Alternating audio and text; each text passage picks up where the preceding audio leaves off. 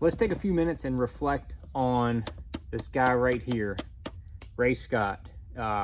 He passed away just recently, and I wanted to kind of tell you a few stories and kind of do a little reminiscent about Ray Scott, and then let's all give credit where credit is due.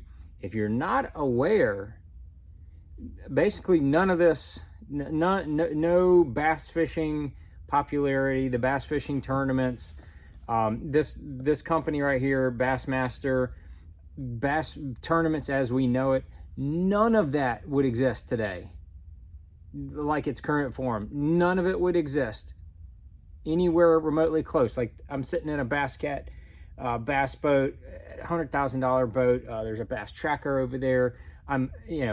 Missile baits, the whole company. Stuff would not be there if it were not for Ray Scott and his vision of tournament bass fishing. And if you've never read this book, it is absolutely fascinating. If you're a bass fishing historian, I highly suggest finding this Bass Boss by Robert Boyle.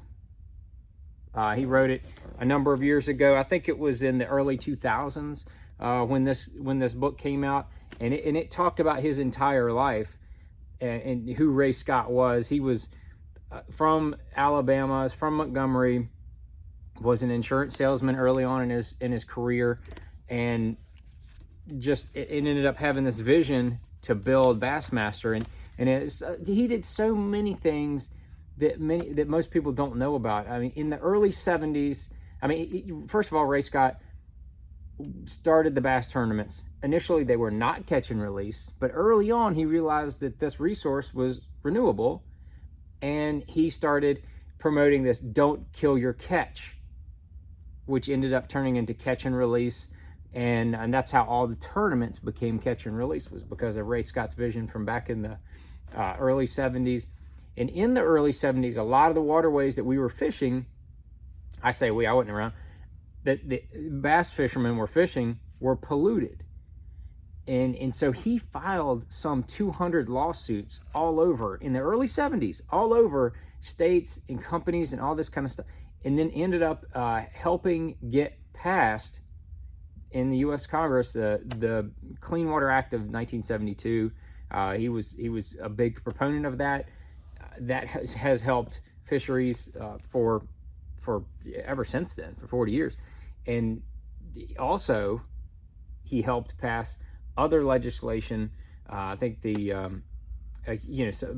sport fishing legislation in the early 90s he helped get passed. But this is something really cool I wanted to share with you. Ray Scott actually sent me this book, and if you can see that, it says, "To John Cruz, I wish you the best of luck with PAA. I think you are the right man for the job. Best wishes, Ray Scott." This was I just out of nowhere, this showed up in my mailbox, and I thought that was pretty amazing. And just to kind of tell you the backstory on why he wrote that and why he sent that, because early on, I don't know what year it was that he sent this. I would say it was in 07, 08 range, somewhere in there. A number of the anglers were really starting to get behind the PAA, the Professional Anglers Association. It was a nonprofit that was started back in that time frame, and it was right around the time that MLF was starting their tournaments, their TV stuff, so to speak, and I became president of the PAA, and I was very vocal that the PAA needed to be complementary to bass. A lot of the guys that started the PAA initially, they believed that the PAA should squash bass. This right here, the anglers were bigger than the organization, and it would squash it. I thought that was ridiculous, and I was very vocal about that. That the PAA needed to complement it. It needed to be a way for the anglers to organize and be able to work with bass in a better fashion. That was what I was a big proponent of, and that's why Ray Scott took the initiative to send me this book and sign it. He said, "You're the right man for the job." the history of the PAA is a whole nother video, and what happened with that. But you know, Ray Scott, I mean, this was his lifeblood. He didn't want anything to come in danger of hurting his legacy. And I thought that the brand, even, you know, in back then, yeah, after 40 years of Bassmaster, I felt like that the brand of bass that he had created was the beacon for the entire bass fishing industry. I'm talking, you know, all the bass boats, all the Mercury motors, all the Yamaha motors, all the trolling motors we use, all the electronics. I mean, I've got all of them on my boat for Christmas sake, for the most part. Got them almost all on there. And he was, you know, he wanted that legacy needed to continue. And I felt like that the PAA would have been a great complement to it, because it was basically a non-profit arm. And this was right when, you know, ESPN was owning bass, so there was a lot of uncertainty, you know, amongst the anglers that were, you know, that their life had been in bass and bass fishing as well. So without getting any too further into that, let me just tell you about my experiences with Ray Scott. You know, I was not around when he was the MC. I never went across stage when Ray Scott was the MC, and I wish that I could have fished at just one tournament with him weighing my fish. I think that would have been unbelievable. But he had stepped away from the MC role. He sold a bass to Helen Sevier and a bunch of investors before I started. He continued to MC for a while, and then he ended up stepping away. So that was, you know, one thing I wish I'd have been able to do in my career, but I can't go back and be older. That wouldn't it wouldn't be any good. I want to be younger, not older. But Ray Scott, I had a number of chances to talk with him and have extended conversations with him. He definitely was one of those personalities that was larger than life. If you've ever met anybody that's you know, I'm not going to just say famous, but some people just have that persona that is almost larger than life. You know, it seems like you're in a movie when you're talking to him or when you're around him. That was Ray Scott. I mean, he was a big, tall guy, had a big, you know, usually had the big cowboy hat on, and he was just larger than life. He had a big voice. He was very funny. I mean, he could his wit was super quick. He could just come out with one-liners here and there, and he knew the appropriate types of jokes to tell around different people. I mean, I've heard him make some really, you know, funny jokes that you can't tell in public. I'll just tell you that much. But he knew the right room. And then in public, I never heard him say anything that was remotely across the line. So it was just, you know, he knew how to entertain people. He knew how to cater to people. And I mean, bass, you know, it would not be bass if it were not for the vision of Ray Scott. I mean, he created this whole situation for tournaments, bass tournaments.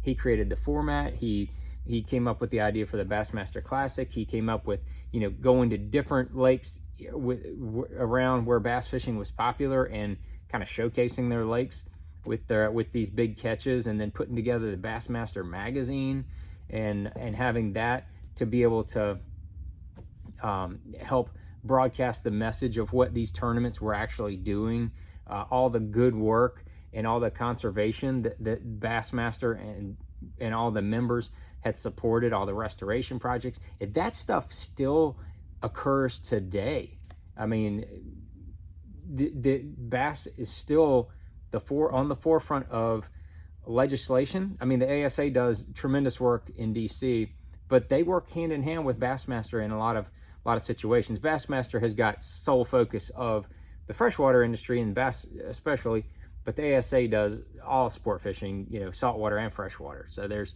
a little difference there, but Bassmaster has been from day one a huge proponent of conservation, of making our fisheries better, keeping waters clean, catch and release, and education. That's where Bassmaster has always been number one, is in education through that Bassmaster magazine, through the television show for so many years, and Bob Cobb on the the Bassmasters TV on TNN. I mean, oh God, if you're my age or older, you remember those. I mean, it was every Sunday, man. I would be glued to the TV watching that thing. It was just amazing. Bob Cobb was fantastic. He did an amazing job, but it was really Ray Scott's personality that made the whole weigh-ins and everything kind of come together. You could probably look him up on YouTube, look back up some old Bassmasters. I mean, we're talking, you know, Jay Ellis winning those, O.T. Fears, and I mean, just old David Fritz in a lot of those episodes. Just amazing. I mean,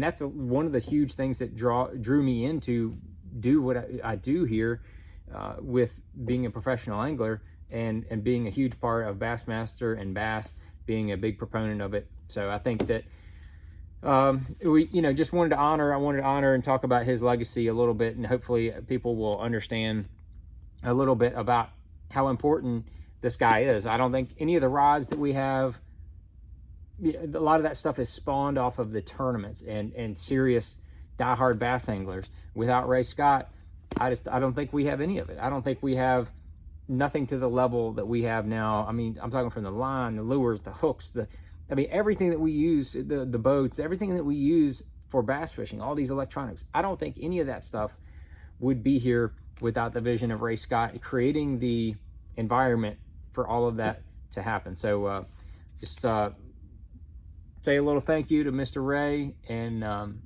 sure his family would be honored. And if you want to put your little corn in your glass and raise one up for Mr. Scott, I'm sure he would appreciate it.